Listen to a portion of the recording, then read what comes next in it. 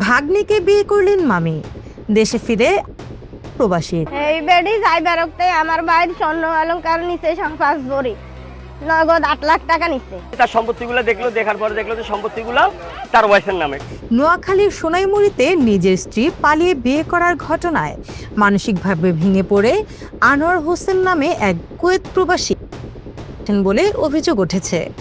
স্বামীর দূরসম্পর্কের ভাগ্নেকে বিয়ে করার পর দেশে ফিরে মাত্র 10 দিনের মাথায় তিনি পথ বেছে নেন।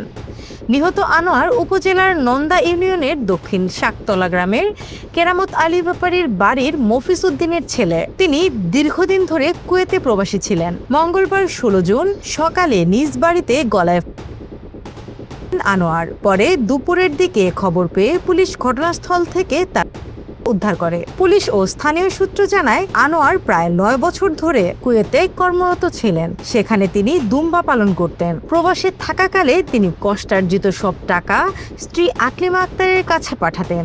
সেই অর্থ দিয়ে স্ত্রী তার নামে জমিও ক্রয় করেন।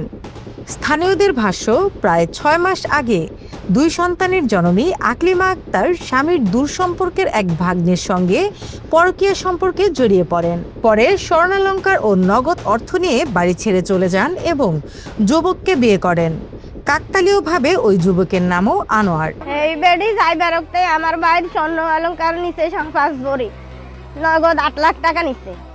একবার আর 8 লাখ নিচ্ছে, 16 লাখ টাকা হে নগদে নিচ্ছে। তারপরে হে ঘর সব লই গেছে, যাই জিনিস যত কিছু আছে ডেক সবকিছু নিয়ে গেছে। আমার ভাইয়ের কিছুই রাখে না। এখন কি 1 বস্তা সাইলেন্সে 3 দিন আগে সাইল বস্তা পর্যন্ত লই গেছে। পেঁয়াজ রসুন কি আছে সবে বলতে সবই কিছুই নিছে, কিছুই রাখে না, ঘরেও কিছু নাই। এদিকে ঘটনা জানার পর প্রায় 9-10 দিন আগে কুয়েত থেকে দেশে ফেরেন প্রবাসী আনোয়ার। দেশে ফিরে তিনি স্ত্রীর সঙ্গে একাধিকবার যোগাযোগের চেষ্টা করেন। মূলত 2 ছেলের ভবিষ্যতের দিকে তাকিয়ে তিনি স্ত্রীকে ক্ষমা করে পুনরায় ঘরে তুলে নিতে চেয়েছিলেন। তবে এক পর্যায়ে আকলিমা তার সঙ্গে সব ধরনের যোগাযোগ বন্ধ করে দেন। নিহতের স্বজনদের দাবি, গত শনিবার আকলিমা তার স্বামীর কাছে আইনি তালাকের নোটিশ পাঠান। ওর 2 ছেলে, এক ছেলে ওই নিয়ে চলে গেছে আর এক ছেলে তার বড় ভাইয়ের কাছে দিয়ে দিছে। এক ছেলে বড় ভাইয়ের কাছে আছে, এখন সে আসতো দেখছে যে তার কাছে টাকা পয়সাও না, স্বর্ণগহনাও নেই, বউও নেই। পাশাপাশি তার সম্পত্তিগুলো দেখার পরে দেখলো যে সম্পত্তিগুলো তার ওয়াইফের নামে। ঠিক আছে, এখন এগুলো নিয়ে যাক। তারপরেও তার যে ছেলের সাথে গেছে, ওই ঘরে সম্ভবত একটা বাচ্চা হয়েছে। বাচ্চা হওয়ার পরে আমাদেরকে বলে যে ভাই দেখেন যা কিছু হয়েছে, ওরা যদি ওর ছেলে যদি বাচ্চা নিয়ে যায় নিবে, না হলে আমি বাচ্চা সহ অ্যাকসেপ্ট করবো। ভাই আমার 2টা ছেলে আছে, আমার 2টা ছেলে নিয়ে আমি জীবনযাপন করবো। তো আমি বললাম যে তাহলে তুমি একটু ধৈর্য ধরতে হবে, আমরা ওরা কোথায় আছে কি আসবে আমরা একটা খোঁজখবর নিই। খোঁজখবর নেওয়ার পরে আমরা ওইখানে যাবো, যদি যে থানার আন্ডারে থাকে প্রয়োজনে আমরা থানার আন্ডারে ওদেরকে নক করবো। এটা নিয়ে হাতে একটা বর্ষ দিছি। বাট এমন টাইমে তার আপনার এই কি কয় যে ডিভোর্স লেটারটা আসছে। তো ডিভোর্স লেটারটা আসার পরে আমার বলে যে ভাই আমার ডিভোর্স লেটারটা আসছে, আমি কিন্তু সিগনেচার করছস?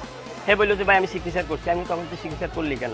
এই নোটিশ পাওয়ার পর আনোয়ার মানসিকভাবে সম্পূর্ণ ভেঙে পড়েন এবং তীব্র অভিমান ও ক্ষোভ থেকে সিদ্ধান্ত নেন। নিহতের পরিবারের সদস্যরা এই অকাল জন্য আকলিমাকে দায়ী করে তার দৃষ্টান্তমূলক শাস্তির দাবি জানিয়েছে। সোনাইমুড়ি থানার ভারপ্রাপ্ত কর্মকর্তা ওসি মোহাম্মদ কবির হোসেন বলেন, খবর পেয়ে পুলিশ ঘটনাস্থল থেকে উদ্ধার করে ময়নাতদন্তের জন্য 250 শয্যা বিশিষ্ট নোয়াখালী জেনারেল হাসপাতালে পাঠিয়েছেন। তবে নিহতের পরিবারের পক্ষ থেকে এখনো কোনো লিখিত অভিযোগ পাওয়া যায়নি। অভিযোগ পেলে তদন্ত সাপেক্ষে পরবর্তী আইনগত ব্যবস্থা গ্রহণ করা হবে।